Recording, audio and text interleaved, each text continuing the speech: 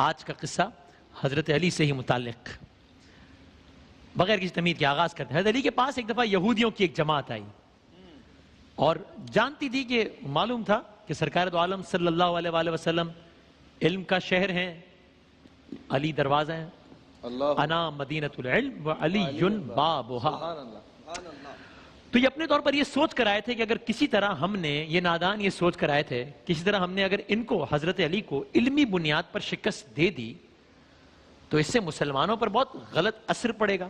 اب آپ ذہن میں لائیے، وہ سارے انبیاء کرام کے واقعوں کو سناتے ہیں کس طریقے سے پلان کر کر کے آتے تھے کہ اگر ہم نے علمی محاذ پر شکست دے دی، اس محاذ پہ شکست دے دی تو ہمارا پلڑا بھاری ہو جائے گا۔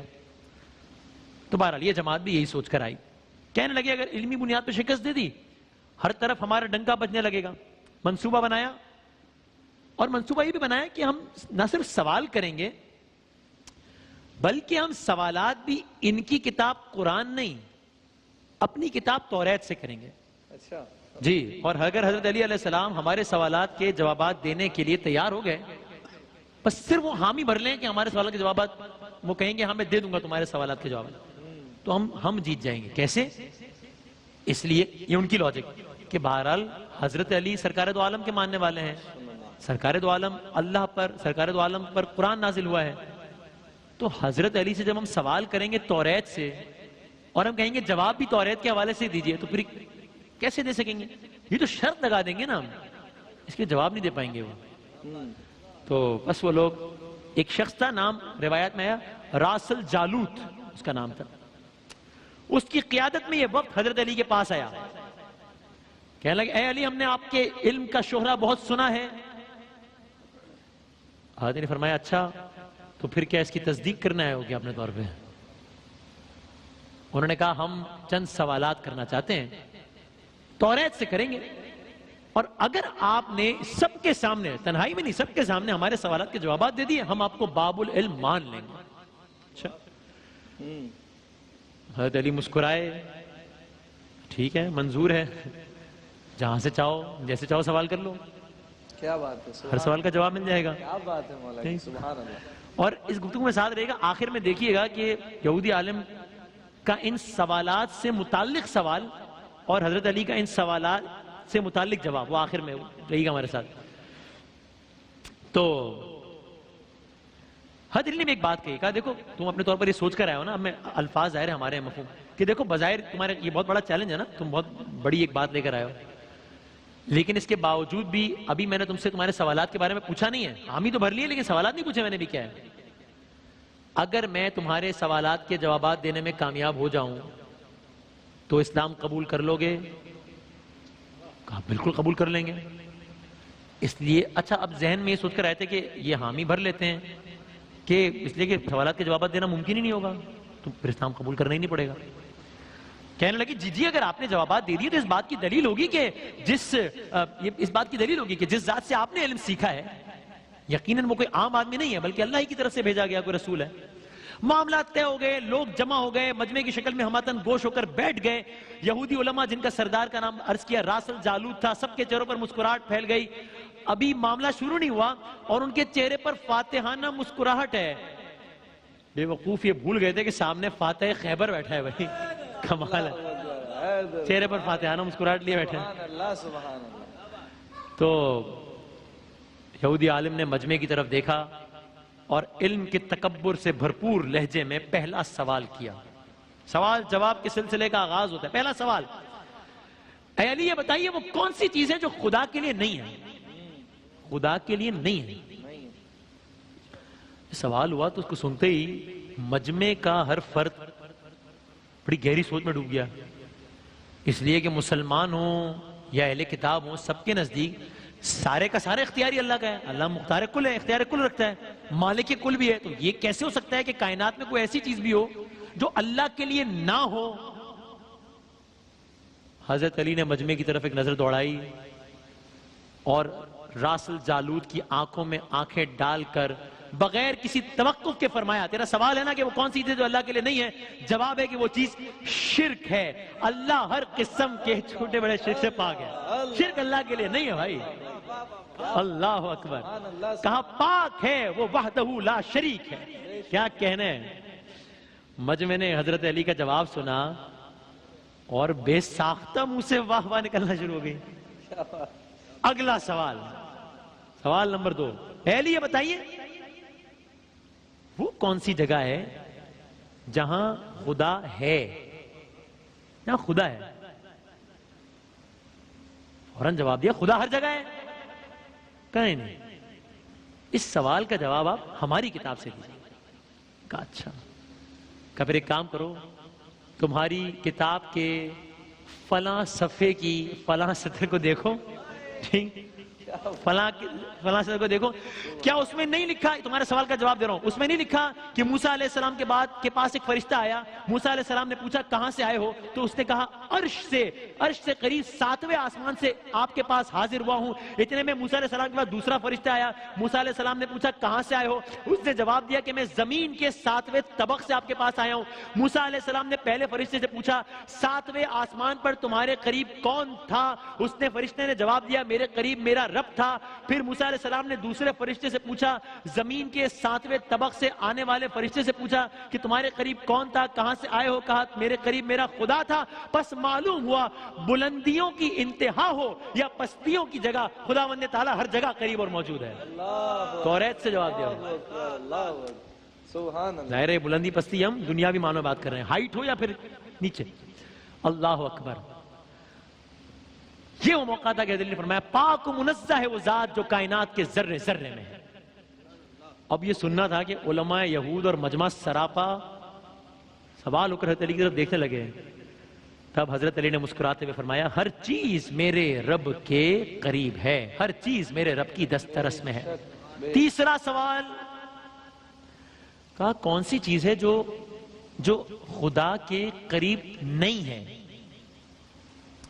خدا کے قریب نہیں ہے. حضرت علی نے فرمایا اللہ سراپا حمد ہے، اس سے کوئی غلط بات منسوب کی ہی نہیں جا سکتی. وہ ہر برائی، ہر عیب، ہر خطا سے پاک ہے. ظلم وہ چیز ہے، ظلم جو تمام برائیوں کی جڑ ہے، وہ میرے رب سے قریب نہیں ہے. ظلم وہ چیز ہے جو میرے رب سے بعید ترین ہے، اس لیے کہ وہ حقدار کو اس کا حق دیتا ہے، زیادہ دیتا ہے، اتنا زیادہ دیتا ہے کہ تمام عمر گناہوں میں گزارنے کے باوجود کوئی اس کے دربار میں حاضر ہو کر توبہ کر لے تو اس کو معاف کر دیتا ہے. ظلم میرے رب سے قریب نہیں، یہ بہت دور ہے. راس الجالوت نے پے در پے شکست کھانے کے بعد اب ذرا اپنی اسٹریٹجی بدلی. اب یہ علمی کے بجائے تاریخی سوالات کی طرف اپنا رخ موڑنے لگا. اچھا، بڑے تکبر سے کہا اچھا یہ بتائیے وہ چشمہ بتائیے، وہ چشمہ ہسٹری، اچھا وہ چشمہ بتائیے جو زمین پر پہلی مرتبہ جاری ہوا. اللہ اکبر. جواب سنیے حضرت علی کا. یہ پوچھ رہے وہ چشمہ بتائیے جو پہلی مرتبہ زمین پر جاری ہوا. حضرت علی نے مسکراتے ہوئے فرمایا اس کو چھوڑو، پہلے یہ بتاؤ کہ پہلے میں یہ بتاؤں کہ تمہارے دل میں کیا ہے. سچ بتاؤ تمہارے دل میں یہی نہیں ہے کہ وہ چشمہ بیت المقدس کی ایک چٹان کے نیچے ہے؟ یہ ہے نا تمہارے دل میں؟ حیران ہو گیا وہ، منہ سے بے اختیار ہاں نکل گیا. تب حضرت علی نے فرمایا آج اپنی اصلاح، سوال پوچھنے آیا تھا اصلاح، آج اپنی اصلاح کر لو. پہلا چشمہ وہ نہیں ہے جس کے بارے میں تم لوگ جانتے ہو، بلکہ پہلا چشمہ وہ ہے جس سے حضرت خضر نے پانی پیا، اور یہی وہ چشمہ ہے کہ جس سے آب حیات جاری ہے. یہ ہے پہلا چشمہ. اصلاح کر لو ہے اپنی. سبحان اللہ سبحان اللہ. پھر اس نے ایک اور تاریخی سوال کیا. اچھا اہلی یہ بتائیے وہ کون سا پہلا پتھر ہے جو آسمان سے اتارا گیا؟ اب پھر جواب سے پہلے حضرت علی نے جملہ کہا کہ یقیناً تمہارے مطابق اس کا جواب بیت المقدس میں نصب وہ پتھر ہے جس کے بارے میں تمہارا عقیدہ یہ ہے کہ وہ نصب کیے جانے والا پہلا پتھر ہے. لیکن تم یہ بات کیوں بھول جاتے ہو کہ خانہ کعبہ بیت المقدس سے کہیں قدیم ہے اور حجر اسود اسی وقت آسمان سے نازل کر کے نصب کیا گیا تھا جب خانہ تعمیر ہوا تھا. وہ ہے پہلا پتھر. اصلاح بھی ہو رہی ہے ساتھ ساتھ. اب یہ مخمسے میں پڑ گئے کہ ہم تو سوال کے جواب پوچھنے آئے تھے. علی صرف سوالات کے جوابات نہیں بتا رہے بلکہ پہلے وہ باتیں بتاتے ہیں جن پر ہمارا عقیدہ ہے، پھر ان باتوں کی نفی کرتے ہیں، پھر جواب بتاتے ہیں. تو اس کے بعد وہ اصل حقیقت بتاتے ہیں. اور اتنے دلیل سے بتاتے ہیں کہ ہم میں سے انکار کرنا کسی کے لیے ممکن ہی نہیں رہتا. مجمع سمجھ رہا تھا کہ وہ اب بھی یہودی ہے، حالانکہ حضرت علی کے جوابات غیر محسوس طریقے سے ان کی یہودیت ختم کر رہے تھے اور ان یہودیوں کو اسلام کے قریب کرتے جا رہے تھے. اس کے بعد ایک اور سوال پوچھا، آج کل کی زبان میں کہوں تو اپنے طور پر بڑا سائنسی سوال پوچھا یہ بتائیے وہ کون سی چیز ہے جو مسلسل کم اور زیادہ ہوتی رہتی ہے، مسلسل کم اور زیادہ ہو رہی ہے، کون سی چیز ہے؟ حضرت علی نے فرمایا غور نہیں کرتے، تم اپنے ماہ سال پر غور کرو تو خود ہی اس کا جواب مل جائے گا. کیسے؟ کہا کوئی دن اگلے دن کے برابر نہیں ہوتا، اسی طرح گزشتہ رات اگلی رات سے چھوٹی بڑی ہوتی ہے، وہ چیزیں جو برابر نہیں ہیں. گفتگو آگے بڑھی، اگلا سوال پوچھا گیا، زندہ رہنے کی پہچان سانس لینا ہے، کیا کائنات میں کوئی ایسی چیز بھی ہے جو زندہ بھی ہے لیکن سانس بھی نہیں لے رہی؟ اس سوال کے جواب میں پورا مجمع ایک لمحے کے لیے غور و فکر کے سمندر میں ڈوب گیا. پھر جواب نہ پاتا، پھر مایوس ہو کر جواب نہ پاتا. ہر ایک کی نظر حضرت علی کے چہرے کی طرف ہے اور حضرت علی ہر سوال کے جواب میں اس لیے بھی توقف کرتے ہیں کہ لوگ بھی اپنے عقل کے گھوڑے دوڑا لیں. ٹھیک، اگر کسی کے ذہن میں کوئی جواب آتا ہے تو آ جائے. ہاں، اللہ اکبر. پھر آپ نے جواب دیا، کتاب میں لکھا ہے نا، کتاب کا حوالہ ہے، کتاب میں لکھا ہے صبح جب نکلتی ہے تو سانس لیتی ہے، درج ہے نا، صبح جب نکلتی ہے تو سانس لیتی ہے، حالانکہ صبح نہ روح رکھتی ہے اور نہ وہ جاندار ہے. تو یہ ایک ایسی شے ہے جو ایگزسٹ کرتی ہے، سانس نہیں لیتی. اگلا سوال کہا یہ بتائیے زمین کا وہ کون سا مقام ہے جہاں پر سورج کی کرنیں ایک مرتبہ تو پڑی لیکن پھر اس کے بعد کبھی وہاں روشنی کی کوئی کرن نہ پڑی؟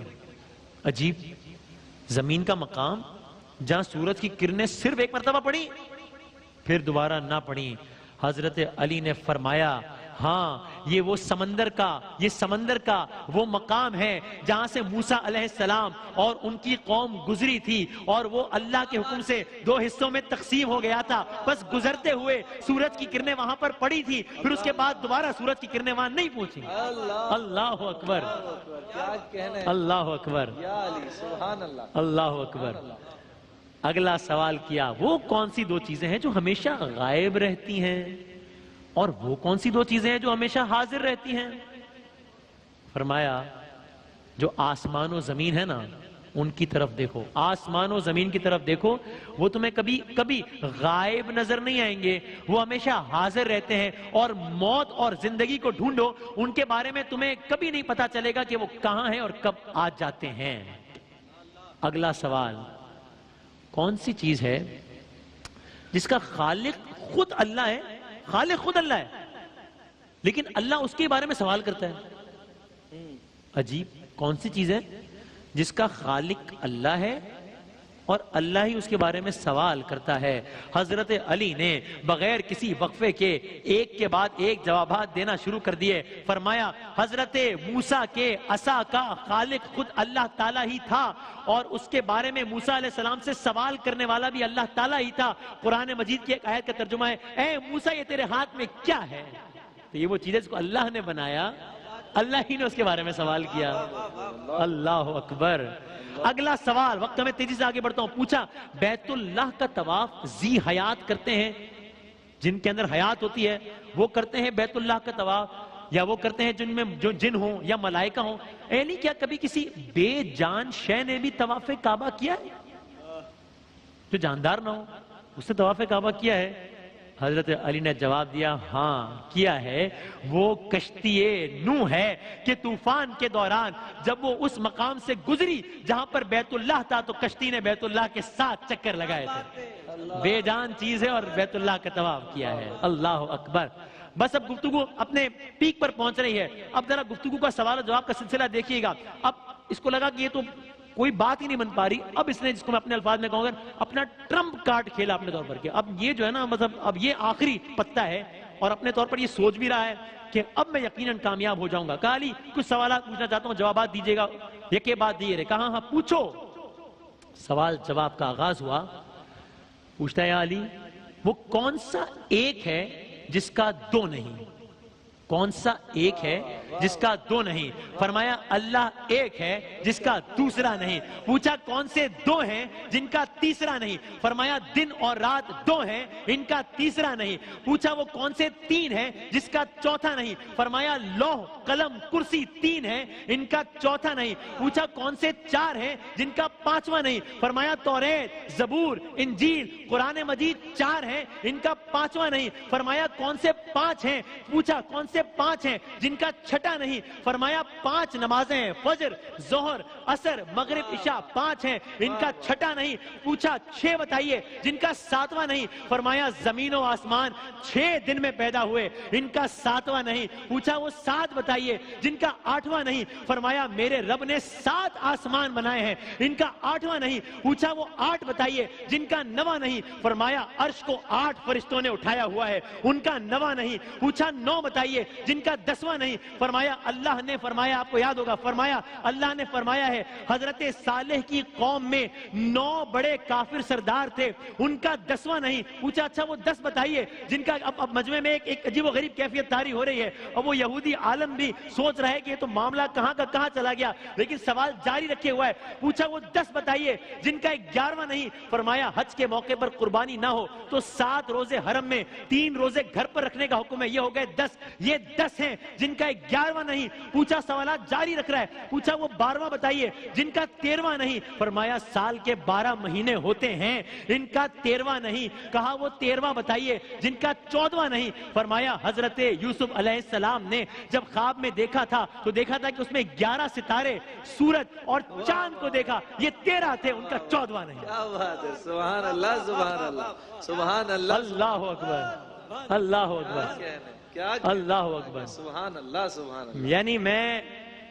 یہ سوچ رہا تھا کہ شاید وہ اپنے طور پر اس سوالات کی گردان اس لیے آگے بڑھا رہا ہوگا کہ اس نے سے سوال ہی پوچھنا تھا نا، کون سا ایک ہے جس کا دوسرا نہیں سامنے، لیکن مولا کائنات جوابات دیے جا رہے ہیں، کیا کہنا ہے، اللہ اکبر۔ اس کو خود میں واقعی سوچ رہا تھا کہ اس کو کون سا جوابات پتا ہوں گے، پوچھنا ہی تھا، پوچھے جا رہا تھا سامنے، اللہ اکبر، حضرت علی جواب دیے جا رہے ہیں۔ بس گفتگو تمام ہو رہی ہے، پوچھتا رہا، جواب دیتے رہے، لوگ حیران و پریشان ہوتے رہے۔ تب لوگوں میں بیٹھے ہوئے ایک یہودی نے سوال کیا، اب مجمع کی عجیب و غریب کیفیت ہے۔ ایک یہودی نے سوال کیا حضرت دنیا میں، اب آپ یہ سوچئے یہ ہے حاصل کلام جو میں نے آپ سے گفتگو کے شروع میں کہا تھا، ان سوالات پر ایک یہودی کا سوال دیکھیے گا اور ان جوابات پر حضرت علی کا کومنٹ دیکھیے گا۔ یہ سارا منظر لوگ دیکھ رہے ہیں، حیران ہیں، پریشان ہیں کہ جتنی تیزی سے سوال نہیں ہو رہے اس سے زیادہ تیزی سے جواب آ رہے ہیں۔ جواب بھی اپنی کتاب سے نہیں آ رہے، توریت سے آ رہے ہیں۔ جواب سے پہلے یہ بھی بتا رہے ہیں کہ مجھے پتہ ہے تیرے دل میں تو یہ ہے،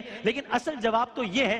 اب یہودی نے سوال کیا حضرت دنیا میں ہر آدمی سوچ کر جواب دیتا ہے، آپ ایسے جواب دے رہے ہیں جیسے سارے سوال اور ان کے جوابات آپ کو ازبر ہو۔ حضرت علی نے جواب میں اس سے ایک سوال پوچھ لیا، کہا یہ بتاؤ، وہ اس سے یہ پوچھا کہ آپ نے تو سوچے بغیر جواب دے دیا۔ حضرت علی نے اس سے فوراً سوال پوچھا تیرے ہاتھ میں انگلیاں کتنی ہیں؟ فوراً بولا 5۔ کہا ارے تو نے بھی تو فوراً سوچے بغیر جواب دے دیا۔ کہا یا علی یہ کیسی بات ہے، مجھے معلوم ہے کہ میرے ہاتھوں کی 5 انگلیاں ہیں۔ مسکرا کر حضرت علی نے کہا کہ مجھے بھی یہ سارے علم ایسے ہی ازبر ہیں جیسے تجھے یہ معلوم ہے کہ تیرے ہاتھوں میں 5 انگلیاں ہیں۔ کیا بات ہے مولا، اللہ اکبر، سبحان اللہ۔ میں علی کے سامنے سارے راز ایسے ہی کھلے ہوئے ہیں، بے شک بے شک۔ یعنی جب تک میں نے گفتگو کا یہ حصہ نہیں دیکھا تھا تو ایک تمام تر ایمان کے باوجود ایک کیوریوسٹی میں تھا کہ کیسے اس مثال کا سب سمجھ میں آ گیا۔ کوئی مجھ سے پوچھا انگلیاں کتنی، فوراً کہوں گا 5۔ سوچنے کی ضرورت ہی نہیں ہے کیونکہ میرے سامنے کی بات ہے۔ حضرت علی کے سامنے اس انداز سے ہے سارا معاملہ، ضرورت ہی نہیں ہے سوچنے کی۔ گفتگو ختم ہو رہی ہے، اس کے بعد راسل جالوت نے آخری 2 سوال کیے، کہا یہ بتائیے آسمانوں اور جنت کا قفل کیا ہے؟ آپ نے جواب دیا شرک، شرک سے ان کے دروازے بند ہو جاتے ہیں۔ آخری جملہ فرمایا اچھا تو پھر اس آسمان و زمین کا تالا پہلے پوچھا کیا ہے تو بتایا کہ تالا ہے شرک۔ آخری جملہ، سوال آخری، فرمایا اچھا تو پھر یہ بتائیے اس تالے کی چابی کیا ہے؟ آپ نے فرمایا میرے مصطفیٰ کا عشق ہے اس کی چابی۔ عشق کا ابتدائی اظہار کلمے سے ہوتا ہے، بس حضرت علی نے کلمہ پڑھا، ساتھ ہی کلمے کا سننا تھا۔ یہودی علماء خود اور خود راسل جالوت نے بے اختیار کلمہ پڑھا، سب کے سب دائرہ اسلام میں داخل ہو گئے۔ محمد رسول اللہ، اللہ اکبر۔